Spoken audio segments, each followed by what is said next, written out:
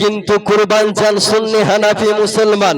আমার আনিসে বেকাসা সৈয়দে কওনো মাখা, বেকাসু কে কাস, বেসাহারু কে সাহারা, বেচারু কে চারা, গরিবু কে হামি, ইয়াতিমু কে ওয়ালি, নবী মুহাম্মদুর রাসূলুল্লাহ সাল্লাল্লাহু তাআলা আলাইহি ওয়াসাল্লাম কে এই ধরাতে পাঠানোর সঙ্গে সঙ্গে আল্লাহ বলেন, লাকাদ মান্নাল্লাহু আলাল মুমিনিনা ইদ বাসা ফীহিম রাসূলা, নিশ্চয় আল্লাহর মহান অনুগ্রহ হয়েছে তাদের মধ্যে, তাদেরই মধ্যে থেকে একজন রাসূল প্রেরণ করেছেন।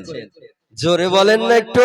মহান আল্লাহ কোরআনের মধ্যে ঘোষণা করেন, লাকাদ মান্নাল্লাহ, নিশ্চয় আল্লাহর মহান অনুগ্রহ হয়েছে। কি হয়েছে? মহা দয়া হয়েছে তাদের মধ্যে থেকে, তাদেরই মধ্যে একজন রাসূল প্রেরণ করেছেন। বলেন সুবহানাল্লাহ। মহান আল্লাহ কোরআনের মধ্যে সুস্পষ্ট ভাবে দিবালোকের ন্যায় এই আয়াত থেকে প্রমাণ হয় যে আল্লাহ আমাদের নবীকে আমাদের মধ্যে পাঠিয়ে একটি মহান অনুগ্রহ করেছেন। দেখুন, পাঠানো আলাদা বিষয় আর সৃষ্টি করা আলাদা বিষয়। যার সৃষ্টি নেই তাকে তো পাঠানো যায় না, যাই গো। আপনি যদি এখানে না থাকেন তাহলে বলতে পারবো না যে বাজারে যান, হাটে যান, ঘাটে যান, পারবো?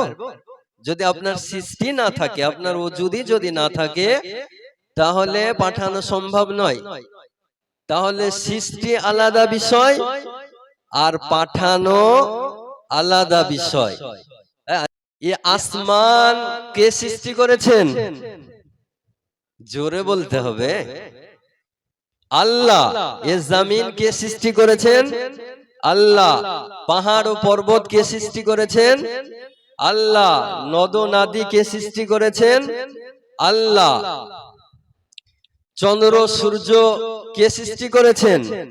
আল্লাহ।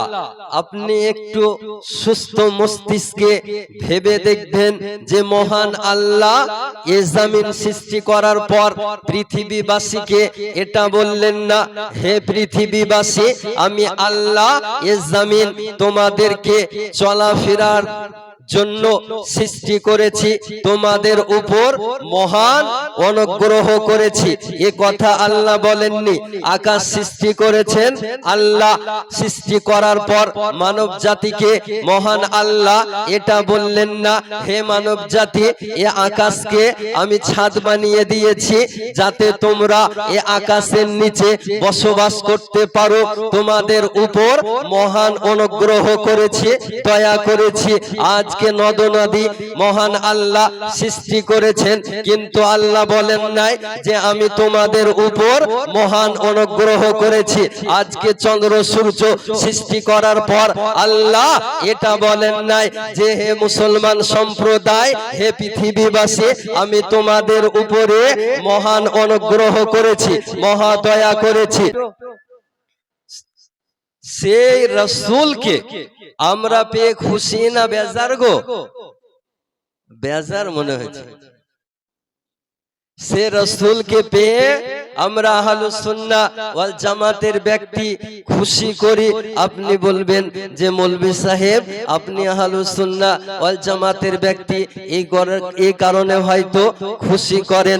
আপনি উঠিয়ে দেখুন তারিখ যখন আমার মহানবী সাল্লাল্লাহু তাআলা আলাইহি ওয়াসাল্লাম জন্মগ্রহণ করেন, তো আকাশবাসীও খুশি, জমিনবাসীও খুশি, আজকে পাহাড়বাসী খুশি, নদ নদী খুশি, সবাই খুশি।